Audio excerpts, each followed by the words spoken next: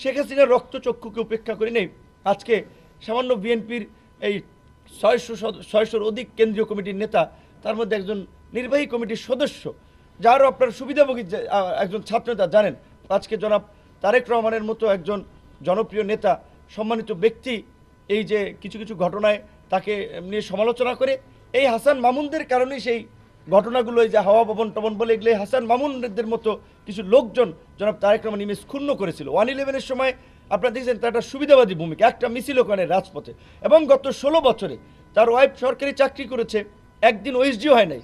আমার wife prime minister চাকরি করে গর্ভবতী হয়েও তার ছুটি কাটাতে গিয়ে আপনার মেডিকেল বোর্ড গঠন করে যে সে গর্ভবতী কিনা সেটা সত্যতা নিশ্চিত করে।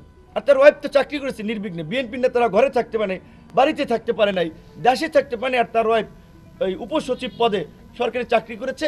পট পরিবর্তন, ছাত্র জনতা রক্ত দিয়েছে, জীবন দিয়েছে, তিনি আপনার একেবারেই একটা সম্মানজনক জায়গা বাগিয়ে নিয়েছেন, তদবির করে লবিং করে বগুড়ার ডিসি হয়েছেন। তো এই হচ্ছে হাসান মামুনের তো অবদান। গত 16 বছরে একটা রাজনৈতিক মামলায় তিনি গ্রেপ্তার হয়েছেন। তিনি এই উপজেলায় কোনো জায়গায় একটা মিছিল মিটিং করেছে, আপনারা দেখেছেন। বিএনপির ভাই বোনদের প্রতি আমার প্রশ্ন, বরঞ্চ তিনি নৈতিকতা পরিপন্থী কাজ করেছেন, প্রশ্ন ফাঁস এবং জালিয়াতির সিন্ডিকেটের সাথে জড়িত ছিলেন, সেই অভিযোগে তিনি এখান থেকে গ্রেপ্তার হয়েছিলেন। এই রকমের একজন নেতা, অসৎ নেতা এবং এই রকমের বিতর্কিত লোক, সে আজকে বিএনপির সাইনবোর্ড ব্যবহার করে, বিএনপির লোকজনকে উচ্ছৃঙ্খল করে আজকে আমাদের নেতাকর্মীদের উপরে বিভিন্ন জায়গায় হামলা চালিয়েছে। গতকালকে গণ অধিকার পরিষদের গলাচিপা 10 মিনিট প্রত্যেকটি ইউনিয়নের অফিস, এমনকি ওয়ার্ডের অফিসও ভাঙচুর করেছে।